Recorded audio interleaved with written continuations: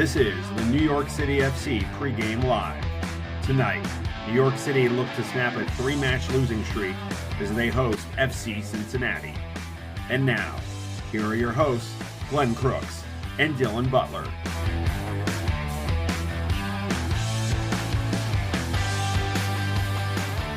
That's right. Here we are. Dylan Butler. He used to live about 5 steps from Citi Field. This would have been more convenient for him, but he made the nice move out onto the island. You did it. And, well, it's great to have you with me, Dylan. Dylan will be part of the commentary team tonight for New York City FC against FC Cincinnati here at Citi Field in Flushing, Queens. And Dylan is... It really is fantastic to have you along. We've known each other for quite some time, especially covering New York City FC. Dylan, you may know, works for MLSsoccer.com. You'll see his byline. He's an editor there. Most importantly, though, we share a birthday, August the 6th. So belated happy birthday publicly. Same, and did Robin Van Persie was born on August the 6th. Are you aware of that? How come he didn't say happy birthday to me? Have you ever looked? Do you ever look and see who also had a birthday? Like famous types. I don't think but I didn't see that it was him. Robin Van Persie and Andy Warhol. I knew that. So, okay. Yeah. So you be Andy Warhol, I'll be Robin Van Persie. Not that I was a goal scorer in my playing days, but nonetheless. And you're a creative artist. That's the way I look at you, Dylan. Fair. Well, look. What do we have here? We have New York City FC that have been dominant against FC Cincinnati in this series, but most teams have been. But this will be the 8th game between the two. New York City has 6 wins, and there's been 1 tie. What a tie that was. And we're going to go through that. We're gonna show the highlights of every goal every New York City goal in that wild 4-4 draw on June the 29th. But right now it's I think it's not a statement that's out of line to say that it's urgent for both sides. You've got FC Cincinnati, which they're right on the edge of a playoff berth with a number of other teams in the Eastern Conference. Right now they trail coming into the night, but a tie or a win, and they'll move into 7th and a playoff position. Meanwhile, New York City, they're still above the playoff line, and they can move into 3rd place ahead of the Red Bulls, even on games if they can come up with a win tonight. But that has not been the norm of late. 3 consecutive losses, 6 in their last 7. But before we get to that, let's get to the visitors first. Cincinnati coming off of a 2-0 win over Charlotte. Nick Hagglund scoring, which doesn't happen very often. And Lucho Acosta, who's not available tonight because he's on a yellow card accumulation. He leads the league with 16 assists, so a huge loss for Cincinnati. But tell us a little bit about Pat Noonan's team. Yeah, it's been remarkable, really, the season that they've had, right, where, they were the wooden spoon winner, if you will. Yeah. You don't really win that, right? You're just kind of giving it as the worst team in the league since they entered the league. So this was, I don't know, 3.0, 4.0 at this point for FC Cincinnati, but this time it worked with Chris Albright and Pat Noonan leading the charge. And we'll talk more about Pat Noonan and his move to being a manager, although he wants to be called the head coach. But we learned that recently. Yeah, right. But it's been great. I mean, look, you have a front 3 of Brenner, Vasquez, and Acosta kind of pulling the strings there that are among the best in the league this year, right? You bring in a Matt Miazga from his European vacation, or not adventure, I should say, not vacation. 169 games, pretty much all of them on loan from Chelsea. But go ahead. So he comes in as well to sort of help solidify that back line.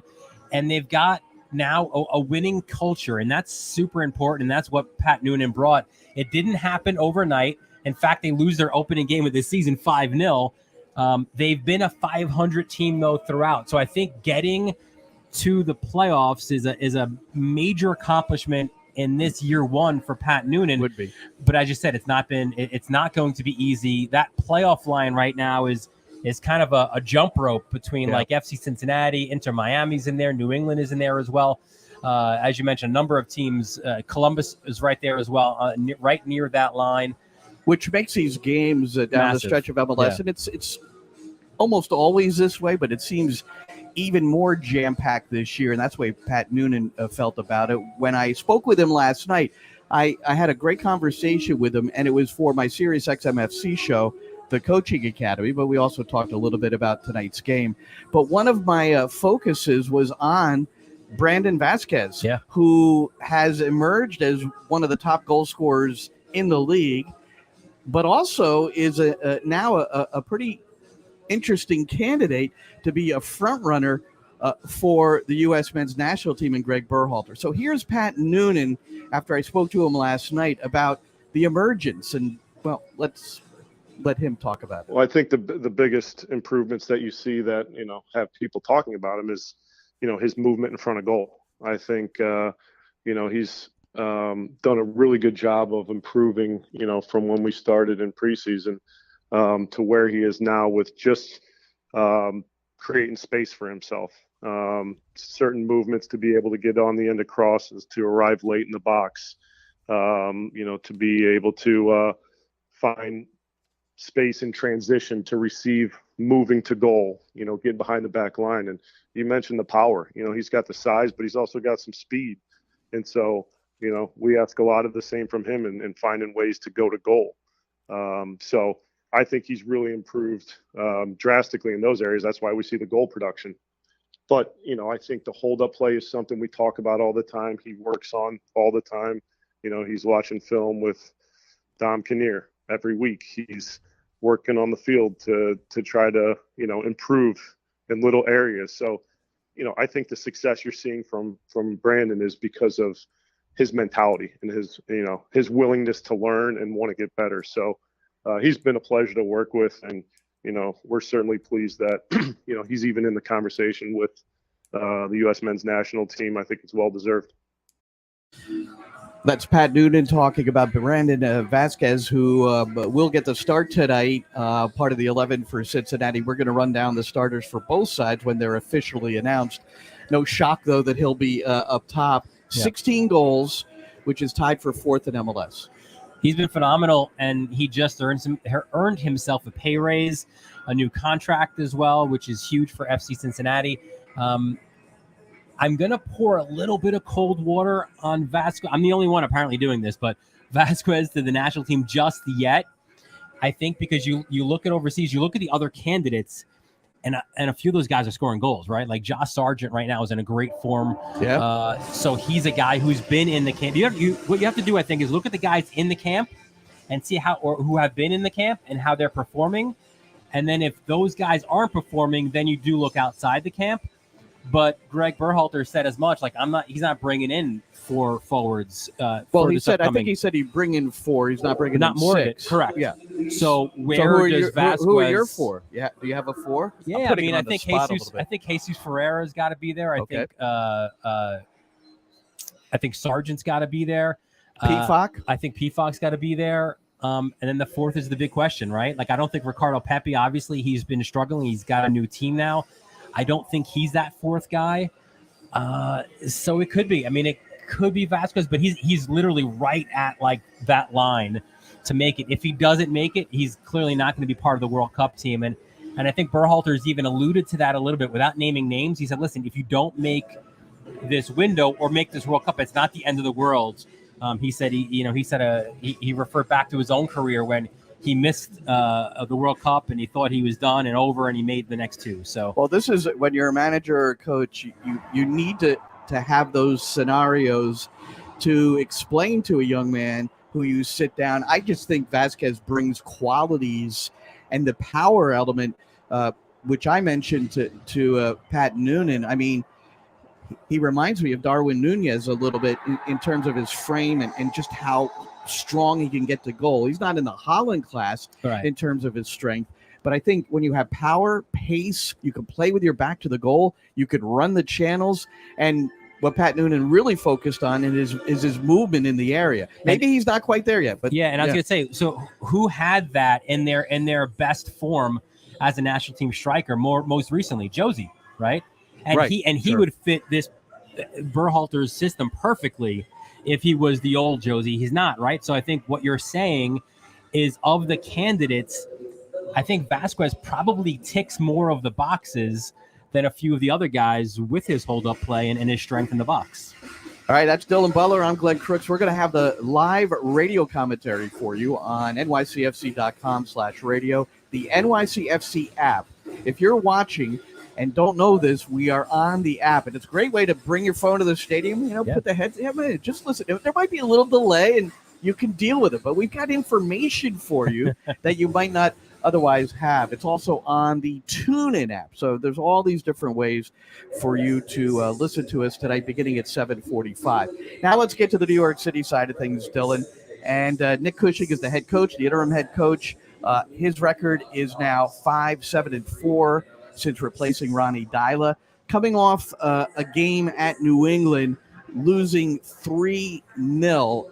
And it was a game where the attack really had some bright moments, and Petrovic, who I think next to Andre Blake is the best keeper in the league right now. I think he is the best keeper in the league. I'm a huge fan of his. And so part of our pregame show is Nick Cushing, presented by Ford. And what I like about Nick is that you can ask him anything, and he's going to give you a response to it. And so what we talked about were the 3 goals conceded against New England. And keep in mind, and on the backside of this, we'll talk about the injuries, but here's Nick Cushing as I spoke to him yesterday. One of the ways I've always looked at defending Nick is there's a lot of organization. You talked about relationships, but sometimes it's just the simple appetite. Is that a part of it too? Whether it's closing down to deny a service, the different things that go into goal prevention. Of course, because those are the areas where we fell short in the New England game. The balance of the team, the shape of the team, the structure of the team. You can see in the 3 goals. The first goal, we should block the cross and we should defend the box. The second goal, we should get a block on the shot because we have plenty of numbers around the ball and it's 22 yards from the goal. And the third goal, we have 5 numbers compared to their 2 numbers. And we should get a block on that, on the Tommy McNamara goal. So we're aware of that. As a group, we've discussed it, and we know that all we have to do is raise our standard and be aware of how we do the gritty things to make sure that we don't give away easy goals. Because whether it's stats or whether you watch the game with your eyes, you can see that we've done enough in that game to get a result. I believe that too. And if you look at the expected goals, Dylan, for New York City it was +2, and for New England it was less than a half a goal. Yeah. And you got to look at the goals. And the part that I wanted to mention is from an injury standpoint, and great news during the week is that Thiago Martins and Alexander Collins, the 2 starting central defenders for a majority of the season, they are both back and available, as is Keaton Parks, a midfielder who was playing some extraordinary soccer at the beginning of the campaign and then had another surgical procedure on the calf with a blood clot for the 2nd consecutive year. So a very serious surgery and injury, but he has fought his way back. And the lineups will be revealed shortly. And but the fact that those 3 are available, in particular at the back with the Martins and Collins, you would think would shore things up a little bit. Yeah, I mean, there's so much talk about the awards and who should get awards. And you mentioned Petrovic before. For me, he's the goalkeeper of the year. Before his injury, you could make a very strong case for Alex Collins being the defender of the year. He was playing sensationally, obviously starting for his national team, really playing really, really well. That injury has hurt them. And yeah, listen, yes, we know injuries are part of the game. Everyone gets them. But when you look at the injuries and how they affected the spine of this team, that's huge, right? There's no denying it. So 2 starting center backs, a guy in Keaton Parks who is maybe a little bit underappreciated, but his role is massive on this team. And all those are the guys, when you hear Nick Cushing talk about gritty moments, right? Those are the guys who bring that. And that's what's been missing for this team. But you're right. Listen, it's so funny because you hear Nick Cushing speak after the game. You hear Bruce Arena speak after the game. Your conversation or even addressing the media in Cincinnati, Pat Noonan, all three of them agreed that was a game NYCFC was the better team. But in those key moments, obviously against the ball, NYCFC struggled. Well, look at your lower third if you're watching. If you're not, you're just listening. Thiago Martins and Alexander Collins will start at the back for New York City FC, along with Maxime Chenot. So we'll see the shape at the beginning of the game, but that would give you the assumption that it will be a three-back system again for the second consecutive game for New York City FC. It'll be Tylus Magno starting as striker in place of Eber. Now, Eber, he's got 3 braces against FC Cincinnati, at 6 goals in 4 matches with an assist, including a brace in Dylan, what was a crazy, crazy game on June the 29th. A game where New York City trailed 3-0 in the first half. Half hour into the match, they were down 3-0. Brenner had a brace.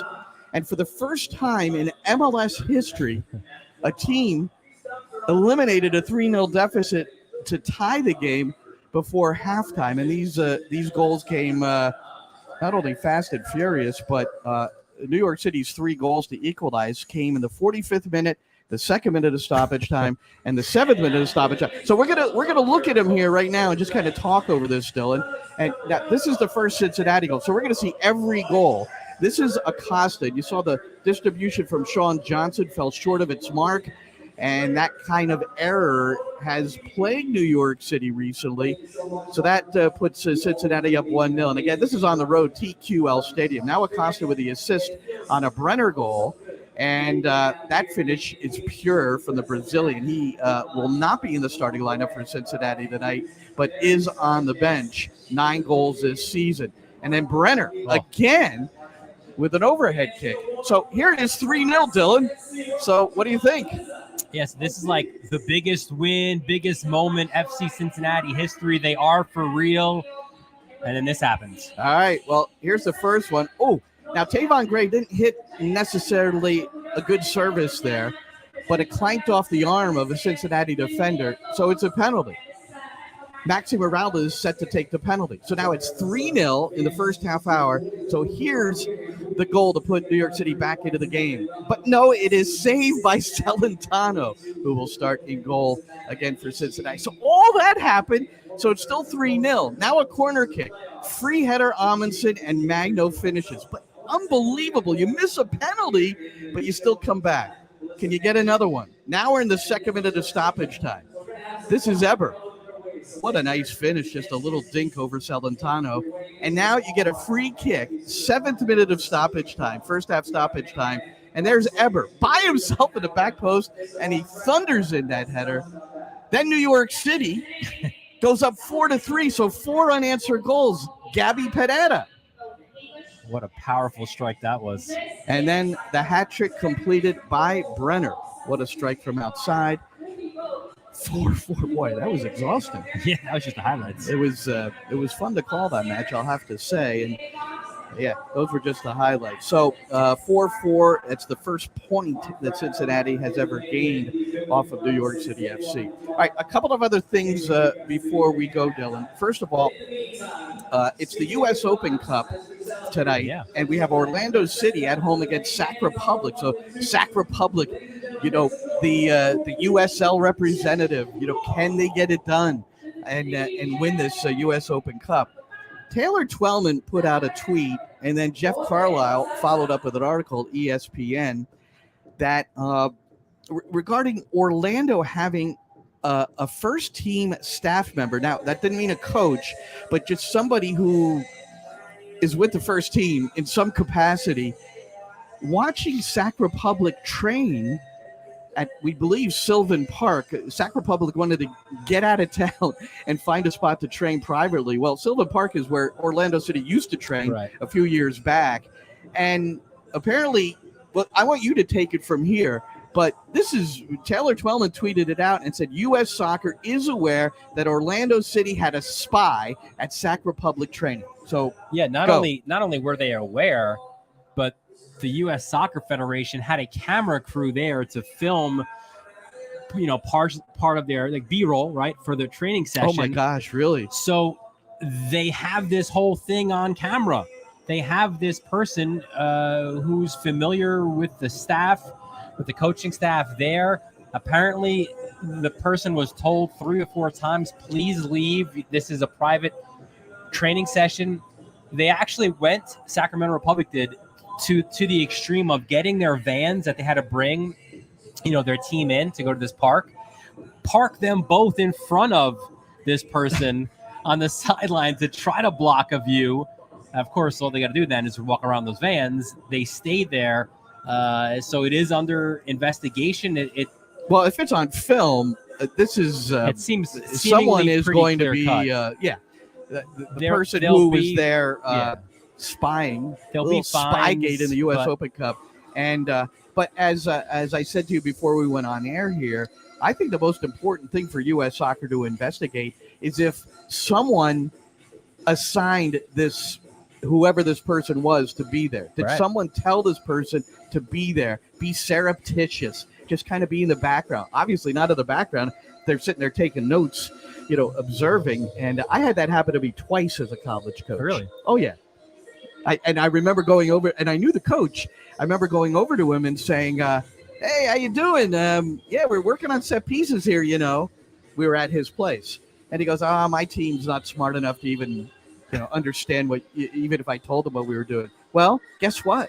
When we came out and ran that corner kick play on the first corner we had, boy, they defended it really well. They adjusted, but it's really something that I'm sure that investigation it's a bad look. Yeah, it's a bad look for Orlando, right? Like you're the home team, you're the MLS team. You should have the confidence enough to not have to worry about. Has Orlando City made any comment, as far as no, regarding the situation? Unless it's happened since we've been here. Yeah. No. All right. No. The other story before we knock it off here and then get ready for our commentary of this game. We are at Citi Field. I'm Glenn Crooks, still in Butler here, getting ready for New York City FC against FC Cincinnati, the lone MLS regular season game here on a Wednesday night in Atlanta. Joseph Martinez suspended for a game, but it could be longer. It could be forever. So, Dilda, I just want to read Felipe Cardenas from The Athletic. He's very close to the situation. He covers Atlanta. And he said multiple team sources, granted anonymity, described a private locker room event and then an altercation between Joseph Martinez and his head coach, Gonzalo Pineda. And this is after the 2-1 loss to Atlanta. So we know that Martinez has not been starting. So that's one thing we know. Martinez walked into the visitors' locker room after the match and in frustration knocked over a catering table. Now, that's blasphemous enough. That's my chicken and rice, man. That's what it was. I guess it was all over. At the time, Pineda was inside a room that is reserved for coaches. But when he heard the commotion, he stepped into the players' locker room and confronted Martinez. According to several sources, again, this is from a story by Felipe Cardenas, Martinez and Pineda had to be physically separated, with one source adding it went downhill from there. The quote from one of the sources, Martinez just knocks it all over, and there's chicken and rice all over the locker. I'm chuckling because, that picture is it's symbolic a bit of the Atlanta season. Just a mess all over the floor there. And it really is. And here's a team that probably that loss, it didn't mathematically eliminate them from playoff consideration, but it's going to make it near impossible, you would think. Yeah, you'd make the same argument with Toronto's loss to Montreal. Right, Seattle stayed alive, albeit barely. But it doesn't seem like with Pineda and Martinez, that's a tenable situation, right? So I guess remains to be seen, right? Stay tuned, but would not be surprised to see Joseph Martinez, who's the goal king in Atlanta, go elsewhere after this season. The favorite son of Atlanta, Joseph Martinez. What a story in Atlanta. All right, Dylan. Well, the news here, probably the top news and most important news and maybe the best news for supporters, for the first team and for the coaching staff, is that Thiago Martins and Alexander Collins have returned from injury, and they are in the starting 11 tonight for New York City FC, two of the top backs in the league, arguably. And Keaton Parks, he's been off for a long time, got off to a great start, had the calf surgery. He's available tonight on the bench, and I know Nick Cushing would like to get him some minutes tonight. He's not going to force it. It's going to be situational, but it's a huge game for New York City FC. If Keaton Parks is needed, if he's on the bench, that means he'll play. So we'll see what happens. But good news, right? Good news. And also a former favorite son, right, here at NYCFC, Ronald Matarrita, on the bench for FC Cincinnati. He had that ankle surgery. He's been sidelined this whole time. It's great to see him back. We hope to perhaps see him as well on the field. All right. For Dylan Butler, I'm Glenn Crooks. Chris Sakonis, you see him working diligently behind us. There he is. He is hosting our halftime and postgame on the New York City FC Network, the NYCFC app, and TuneIn app for the live commentary, New York City FC against FC Cincinnati. It begins in 20 minutes at 7:45, the pregame show, which includes 11 and a half minutes, my one-on-one with head coach Nick Cushing, exclusively presented by Ford. All right, well, enjoy the game, everybody. I hope you listen to us, but if not, enjoy it anyway. Great to have you. Bye-bye.